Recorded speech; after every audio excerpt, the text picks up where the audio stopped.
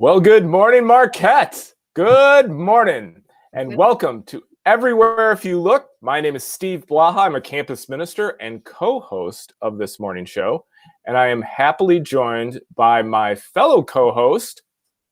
I'm Megan Sheehan, and I work in mission and ministry, and it's good to be here. And we are thrilled to be joined by Marquette Senior, Alex Liberato. Hi, Good morning, everyone. We'll be introducing Alex today, and so been very, very excited to have Alex on the show this morning. So Marquette, this is a great treat. Before we get started officially, I do want to offer a land recognition statement.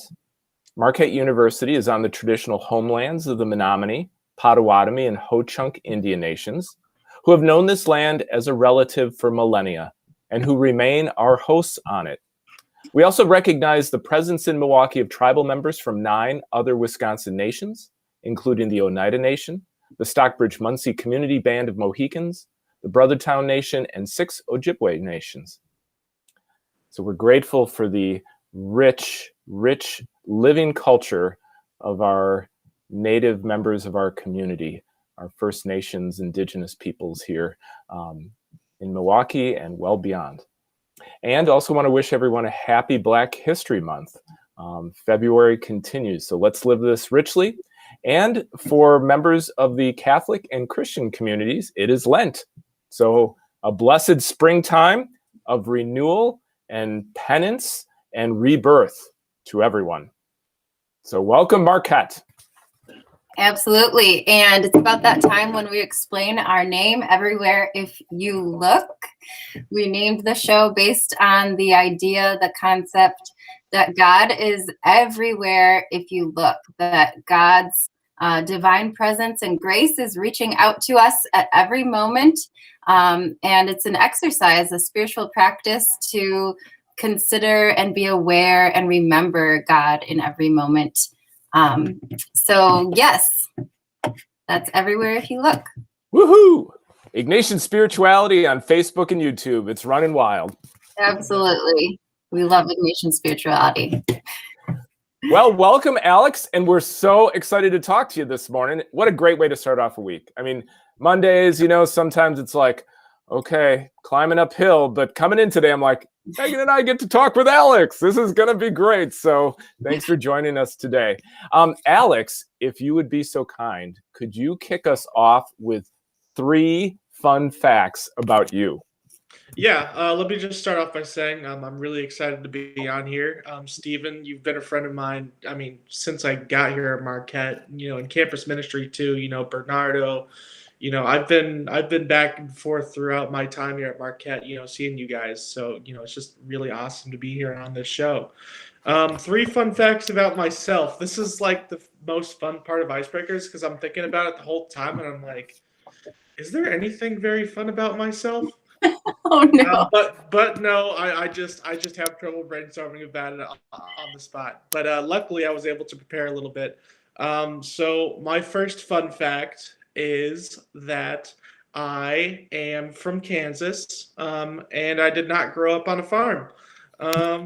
So yeah, that's kind of weird. My second fun fact is that I want to live in Milwaukee. Probably, I want to retire here. I love this town. I've loved this town since I moved here, and I'm the biggest Milwaukee supporter you'll meet. And my third fun fact, and kind of getting into what I do on campus. I'm the president of the Native American Student Association. I'm on a couple of committees with administration, and we're looking to make a lot of big changes this semester. So I'm really excited about that. And I couldn't have gotten this far without the support of campus ministry.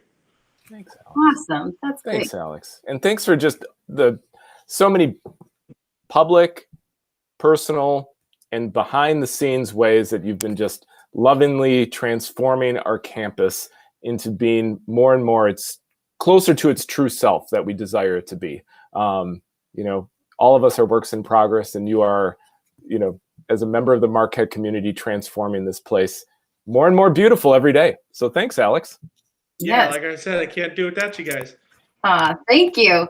I'm just remembering, if you guys can kind of remember, Steve, you sent me a couple pictures, was it a year ago, of Alex sitting out by in the parking lot? Oh, that was in the fall. That was in Yeah, the it was fall. just fall. So Yeah. can you guys remind me what was happening? Alex, can you remind me what was happening that day? Yeah.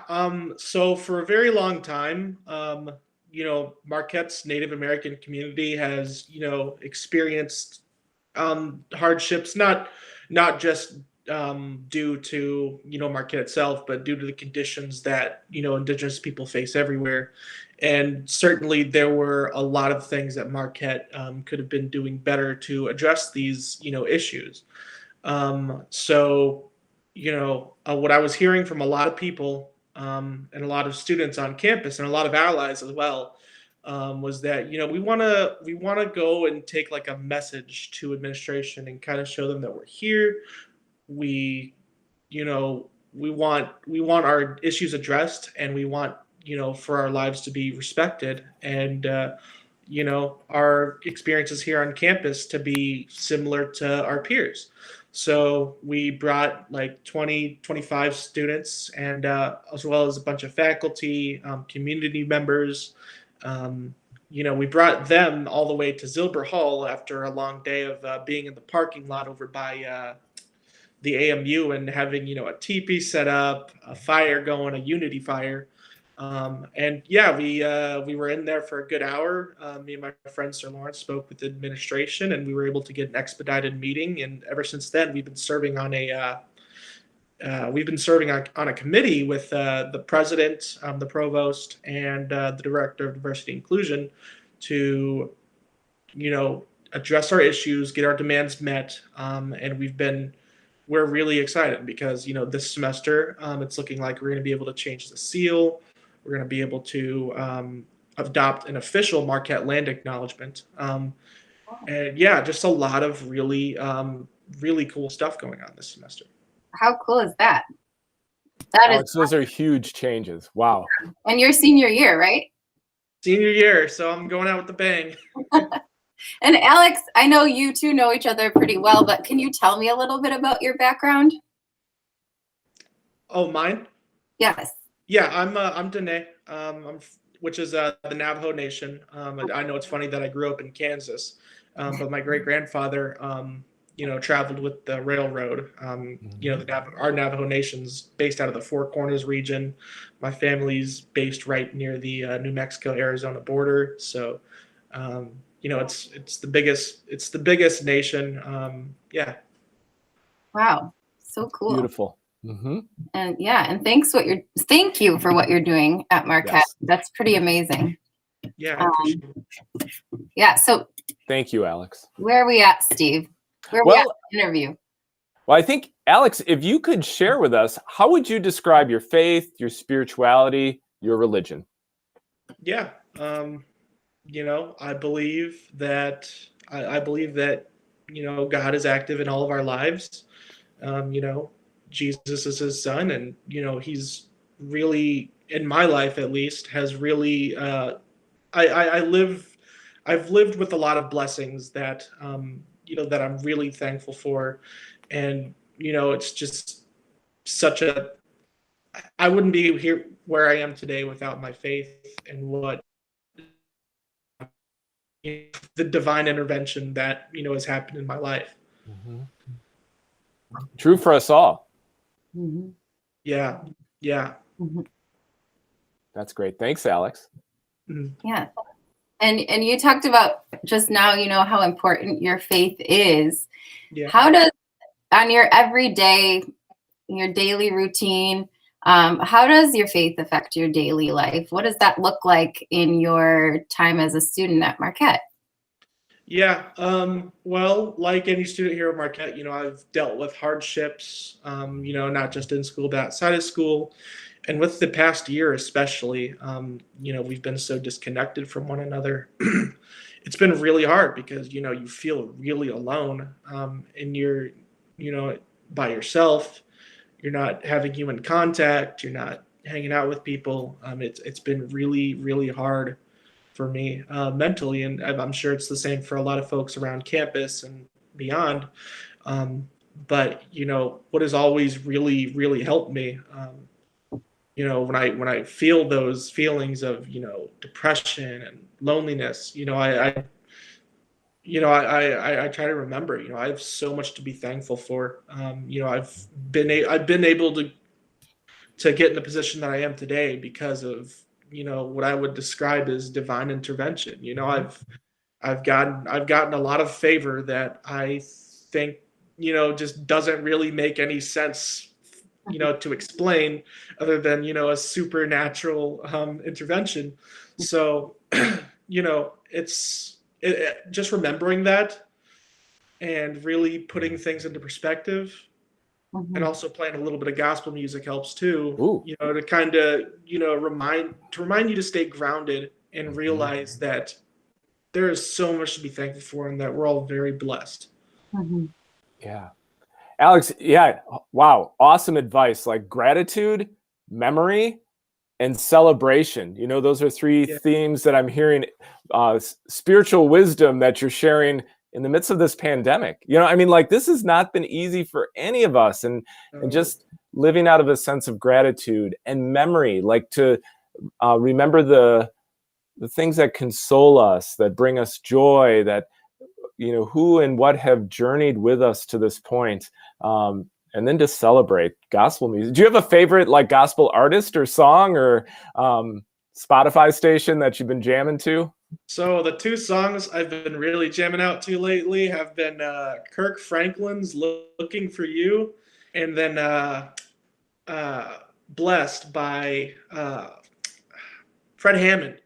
Okay. Play those songs. I love "Blessed" by Fred Hammond. Cool. I'm gonna have to look that up. Definitely. Totally. I love the recommendations we get on here. Yes. Yep. It's pockets of wisdom, tidbits of wisdom that Yes. I'm like, whoo, food for the journey. This is good. Yeah, and Alex, thank you so much for talking about what you said. In those moments where you kind of do feel a little bit helpless or hopeless, and there's a kind of a decision you have to make in those moments. Like, am I going to let this keep going? Kind of have it be an anchor that pulls me down all the way, or I think what you're saying is, am I going to remember that God is there, that this is not everything, that there's more to us being here than this moment and this maybe crisis or difficulty that we're having. And those are such great times of invitation to prayer. And I think I've probably said this before on here, because this was something my friend and I would always say. If we ever caught each other complaining, which you complaining, sometimes you got to get it out. But then eventually, we would look at each other and say, you got to make it a prayer. Make it a prayer. Turn that discomfort and everything, thank God it doesn't have to sit there. We can give it away. We can invite God into our difficulty. So thanks for sharing that. That reminded me of that in those moments. You have that choice. No, yeah, thank you for that. Alex, sort of related to that, is there so you identified specifically like two great gospel songs. Are there other like specific things like a quotation, a saying, a mantra that like lifts you up, that you're really attracted to, that you come back and you're like, this one, that's a good shout out? Yeah, I actually heard this quotation the other day, and I've really been like chewing on it lately. It was from some like professional here in Milwaukee, but I was like, wow, like that's like really serious stuff. And it's not necessarily due to being thankful, but she said, service is the rent you pay for living. And I was like, what? Like, that was like, that really changed, that changed a lot of things. I mean, I knew I kind of always like fundamentally believed that, but like, that's like a really powerful way to put it. And, I think that that's something that if we all, really, took this quotation to heart and like kind of lived by it, we would be seeing. I mean, we would all look at life in a very different way. I really, I've really been chewing on it lately. I'm not gonna lie. Yeah, that's awesome. I love that. Service is the rent you pay for living. And Mhm. of course, uh, I've got the Ignatian spirituality brain. Um, it's a gift, I think. But I can't help but think of it, St. Ignatius's prayer of saying, "Take, Lord, receive all my liberty, my understanding, my entire will." And it's this prayer of saying, take everything that really you have gifted me with and make something of it. And I think that's Mm, what happens when we engage in service. Definitely, we take what we've been given and we don't sit there and say, well, I'm entitled to this, I'm going to take it. We offer it right back by loving and caring for people around us. I love that. Take what you've been given and make Mhm. some. I love that. Mm-hmm. That's A- cool.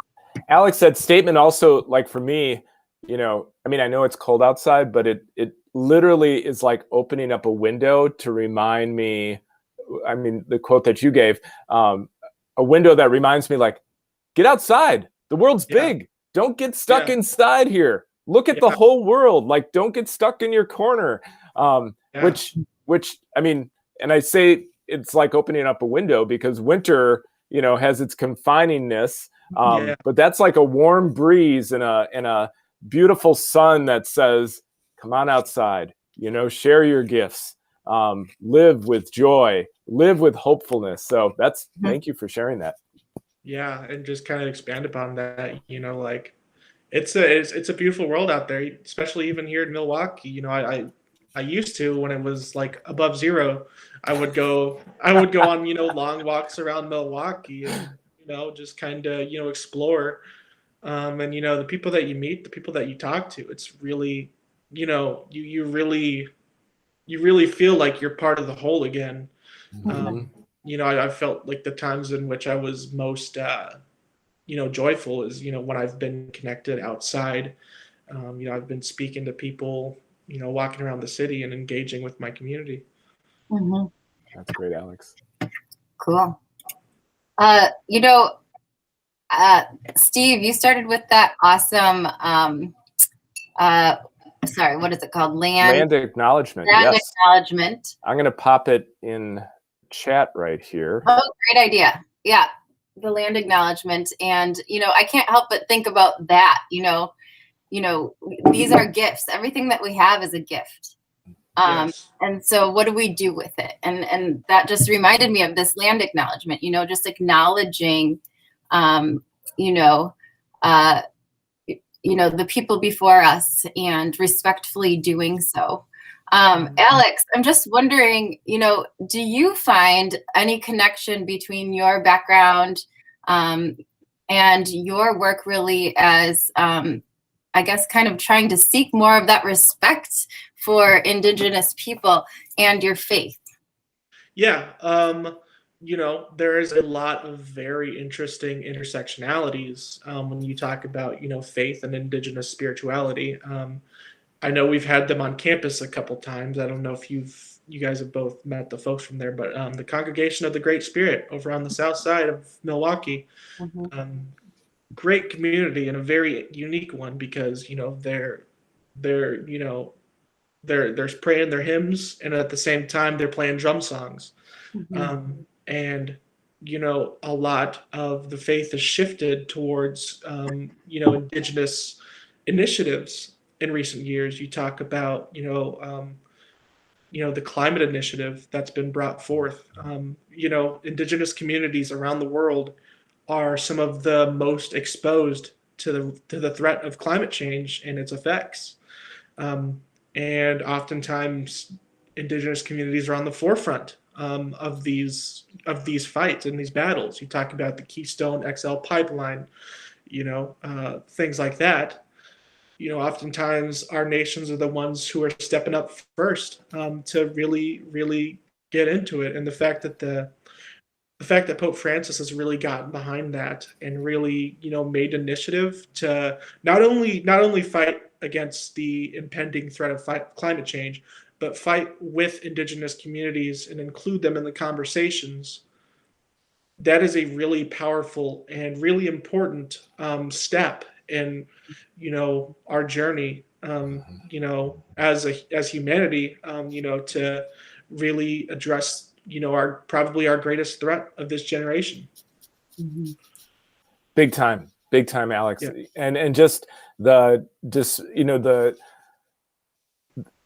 the need from day one for Indigenous voices to be at tables and to not be excluded and to share wisdom and autonomy and decision making, and saying, this is our lives, this is our space, this is, we're in this together, and we bring countless gifts, and to really, that's where white supremacy and the history of colonialism really just, we can just see it, especially white Christians and members of the country are seeing with clearer eyes just the disparities that are just not only sinful, I mean, they're illogical, and they're sinful, and just so this new day, hopefully that continues to grow and dawn, is better for us as peoples and better for our world that you speak of.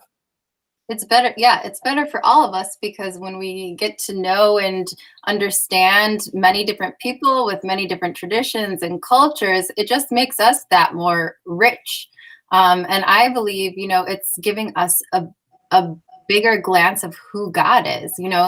As we are made in God's image, we all reflect our beautiful God. And so when we get to know each other and all of the many differences that we have, we're getting to know God better.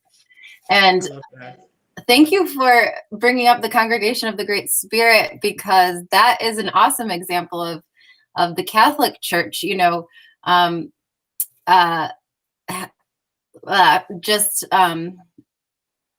I guess kind of having that tradition of the Catholic Church be influenced by Native American culture. And I remember, isn't Christ King like the sister parish or something of the Congregation of the Great Spirit? At one time, but the relationship, needed it. Any relationship between parishes needs regular tending, Sure.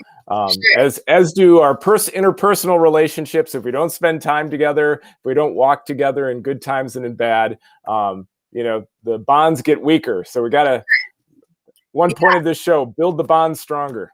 Absolutely. Well, I brought it up because I remember as a student at Christ King, the Congregation of the Great Spirit coming and playing drums and dancing, I think. And it was just really cool, especially as a kid who really, my bubble was pretty small, and to like have these drums playing and to get a little peek into a different culture was so cool for me, and kind of rattling. If you think about like drums of different cultures, kind of like breaking us out of our little bubbles and reminding us that God is so much bigger than what we're thinking and feeling and what we're experiencing. God is a reflection of everybody around us. And I'll remember that moment, because I thought, wow, like the Catholic Church is bigger than what I see every Sunday. I love that. Yeah, it's just, and then the crazy fact is, it's it's so close to us. We had a little Native American church back where I was from, and I think it was Methodist, because Kansas loves Methodism, a lot of Methodist churches. But like it had only a few members. It was a long time ago. It had a lot of members, but just knowing that we have access to something so enriching, and it's close to us, and there are a lot of people that partake, it's a gift. It really is. Yep. Very beautiful and true and real. Yep. Cool. Alex, can you share with us, if you think of Marquette's campus, like physically, are there spots that, like physical places on the campus where where God's presence sort of speaks a little bit louder to you, or where your heart just lifts up in joy? and praise? Are there spots on campus, favorite place on campus for you? Yeah, there are plenty of places, of course, and I'm saddened that I haven't been on campus as much this year, because when I was on campus last year, I was getting a lot done, Mm-hmm. and I was meeting a lot of cool people along the way, but when you would have seen me on campus last year, the place you would have found me, and Stephen, you can attest to this, I was in the AMU all the time. Um, as a native, you'll hear this a lot. We very much value community and being around others and kind of sharing our joy together. And oftentimes, you would have seen me in the AMU, you would have seen me in the CEI, you would have seen me around the place. I just love that the central point on campus where everyone can kind of meet up, discuss what's going on in their lives, work on schoolwork together, and kind of do whatever. You Mm-hmm. never would have found me in the library, and you never will find me in the library. Not that I have anything against the library, and not that I'm a bad student, because yeah, but it's just too much work. Like, everybody's focused, and I just I need to be in an environment where things are kind of just a little bit distracting. Yeah. Like, anybody will tell you now that the pandemic has started, the way that I've adjusted is I'll turn on the news onto my computer or something just for a cadence, because I just want somebody to be talking to somebody. I don't care about what's going on. I just want some kind of activity to be going on, and then I can focus. That's awesome. That's awesome, Alex. Because community, I mean, that community relationships, other people, Yeah. we're so, we are people to and with one another, and just the need to be around each other, and just the holy and the sacred in that. And just even I love what you said about the noise. It's so funny because when my kids are in my house, are at home, tackling each other or doing whatever, it's beautiful background noise. It's soothing, it's until the screaming starts. But my wife says, laughter leads to tears. But there's moments where it's just the background noise. We're together. We're living life. We're walking this path with one another. Mm-hmm. Well, you know what they say: if they're quiet, they're up to something. That's true. That's true. That's true. That's absolutely true. In my house too. Well, thank you, Alex. This has been such a cool conversation, and just learning more about you as a person and how you've really engaged in the Marquette community and in campus life, not to mention in advocacy. It's very inspiring, and I'm sure I'm not the only one who would say that, just hearing that from you. And what is really inspiring in particular is that how simple it kind of is in concept, just kind of going out, talking to people, bringing up things that need attention, and getting your voice heard.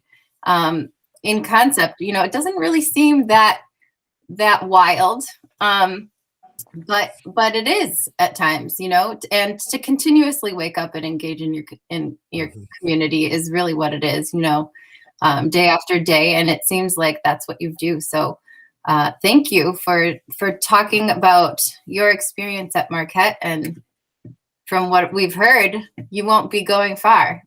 Yeah. Oh yeah. Thank you guys for the enlightening conversation as well, and just for the engagement that you all have had with the student body over recent years.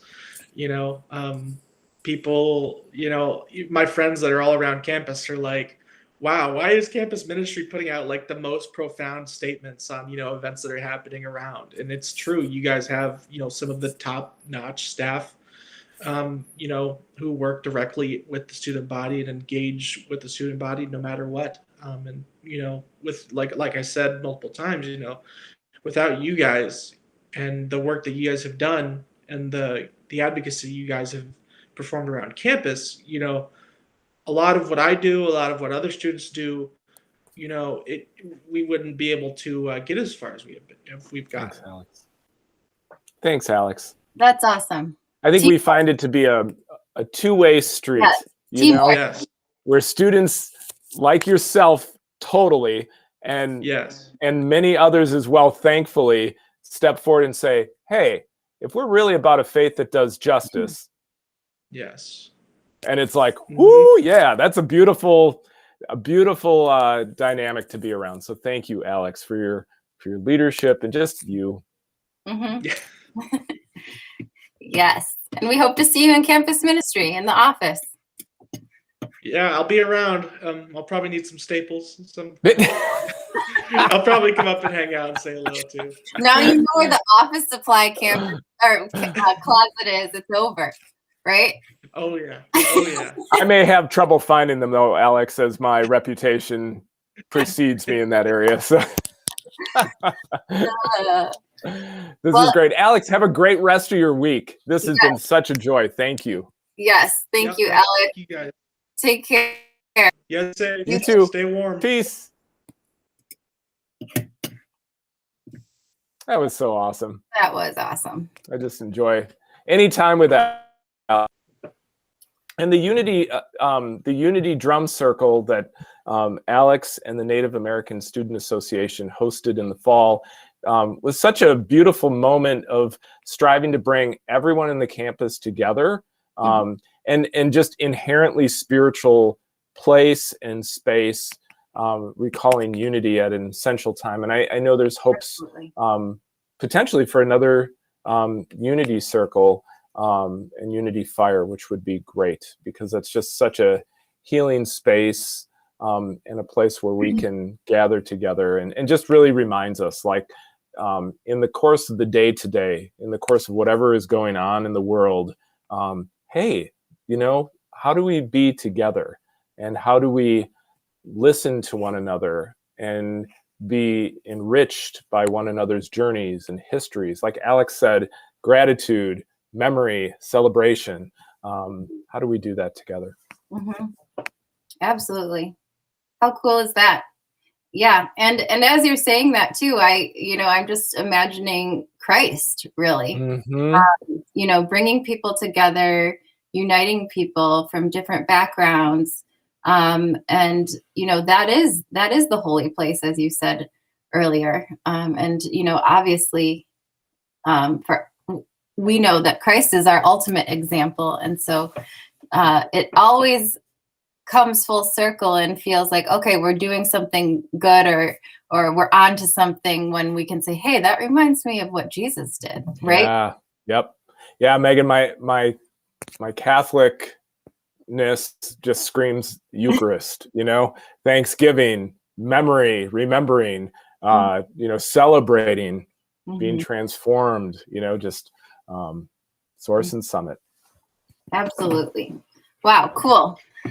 You never know where these conversations are going to go, and it's always a place of grace here on Everywhere If You Look. We hope. We hope. We'll let our listeners weigh in on that at some point. So what do we have? We have a few things here. We have during Lent, students are invited to the Sacrament of Reconciliation. There's opportunities on Tuesday evenings from 7:15 to 8:15 in the Eucharistic Chapel in the AMU. So that's like diagonal from campus ministry, right across from the Chapel of the Holy Family. You can sign up via the link in our bio. I'll put it in the comments. But then there's also these other ways of getting to confession, drop-in confession from 1:15 to 2 p.m. in the AMU on Wednesdays and Thursdays.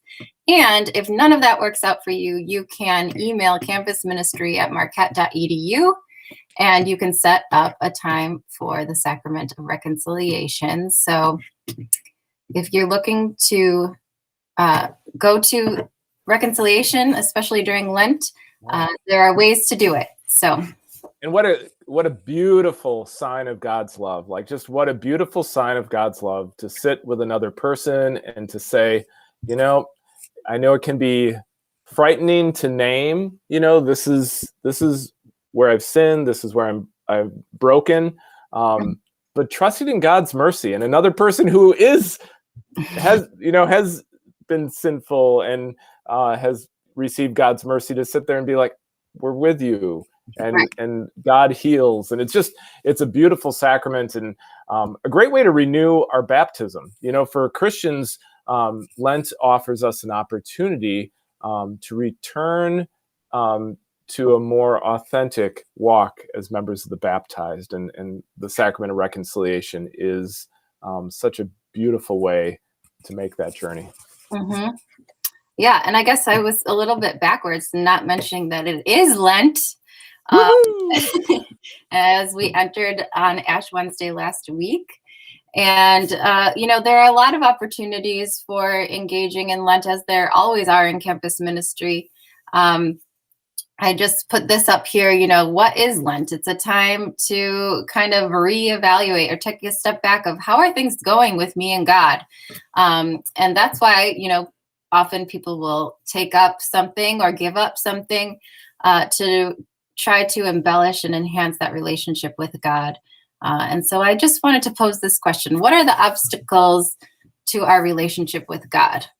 That's a good Lent question to consider. And hopefully, it is from that kind of questioning and prayer that our Lenten promises or our Lenten sacrifices or whatever they are born, that they come from a place of prayer and reflection. That's really good, Megan. Yeah. The obstacles, so important for us to take a look at. I've been thinking about just sort of the language I use around Lent. And I think, sometimes, because I watch people's expressions when I'm like, happy Lent, or when I just went, woohoo, Lent, not everyone may experience or name it that way. And it might be off-putting to be like, Steve's sort of hyped up about Lent. Why is that? And I mean, for me personally, but I don't think just for me personally, I think for the Catholic Church in particular, Lent means springtime. And I look forward to spring. All of us sitting here in winter right now look forward to spring and the new life. One of the things that I've been blessed with in my life is to walk with directly students who are preparing for the sacraments of baptism, confirmation, and Eucharist. They celebrate this during the Easter season. And so to walk with these students during this incredible time of new growth in their life, new growth in the church, a time of purification and enlightenment, certainly looking at our shortcomings or where we need to allow God's love to grow bigger in our lives. That's not always a positive thing, because it's acknowledging a challenging part of reality. However, as we all know, spring bursts forth and the new life comes, and suddenly this beautiful flourishing of life that is pushed through the winters of our hearts and our habits and our routines suddenly is exploding. And so it's that hopefulness, that joy. So when I get excited about Lent, it's not dismissing the hard work that Lent includes, our prayer, our fasting, our almsgiving, but really to acknowledge Lent is here for a purpose. And a purpose, and we're accompanied by God, who does all the work, a lot of the work. We do the work of opening ourselves, which can be challenging, but also a gift. Yeah, I like that. Thank you, Steve. It's like, thank God Lent is here now. I can, get rid of all the extra stuff that's not leading me to God. Not that you can't do it any time of the year, but Lent is a really good, time to consider that. And as you were talking, I thought of Thomas Merton, because Thomas Merton also kind of had that yoo-hoo kind of response to Lent. And I just happen to know that because one of my favorite things to do when the liturgical seasons change is go and find what do the holy people, what are the saints, what do some of the great theologians say about the season? And they usually are saying things that are a little different, like woohoo. Then find that quote for me, Megan. Come on. Woohoo. Blaha at Lent. But he did say Ash Wednesday is full of joy. The source of all our sorrow is the illusion of ourselves that we are anything but dust. So talk about take yourself down a few notches. Yep. remember you are dust, right? Yep. And he is explaining the joy that we can find in that, you're not God, and you can Right. find relief in that, actually. Yeah. And be able to kind of take what you have and surrender it to the one who is God, and it was everything. So, and if we're dust, I mean, thank God we're dust. We're at least we're something. And everything that has been given to us, like you said, Megan, with the Shushape prayer of St. Ignatius, everything's been given us by God. What generosity. I mean, to sit in awe at that is like, wow, joy is certainly one of the things that needs to explode in our hearts when we recognize that. Absolutely. Yes. Thank you. And this week we have confession, we have Eucharistic adoration that you can sign up for via the link I just put it in the chat. We have soup with substance on Wednesday. We have Ignite on Wednesday night. What am I missing? Anything, Steve? Well, I would just encourage folks, lots going on. And so check out our social media. Megan is a master of social media for campus ministry in the university. So check out all those great resources. But one really cool thing that you could do to deepen your own Lenten journey is on Sundays at the 11 a.m. Mass. They were catechumens until yesterday. Now they are newly elect. They are those who have been chosen in Christ. Are 3 students who are preparing for baptism, confirmation, and Eucharist. And so you could come to the 11 a.m. Mass. There's rituals every week that involve them. It doesn't extend, the time of Mass, so it's not like, oh, so much time.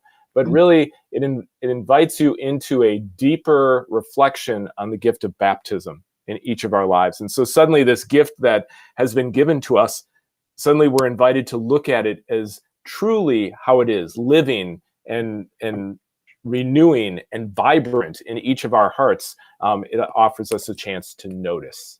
Mm-hmm. Awesome. Thank you, Steve. So the RCIA connection, so important and good. Are we done with announcements? Well, one last thing I do want to show is that we have this praying with photography during Lent. It's really small up here, but you can see it larger on our social media or in that link. But basically, it's taking photography and using it as prayer, thinking about a different word each day of Lent, and just kind of using photography as a way for you and God to connect and have a conversation. So we provided some words for you, and you can do it with your camera, your phone, whatever. I guess your camera and your phone are one these days, right? And watch.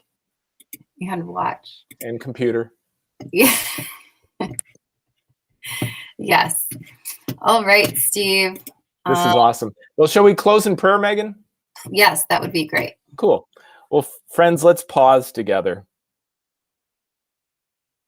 In the name of the Father, and the Son, and the Holy Spirit, amen.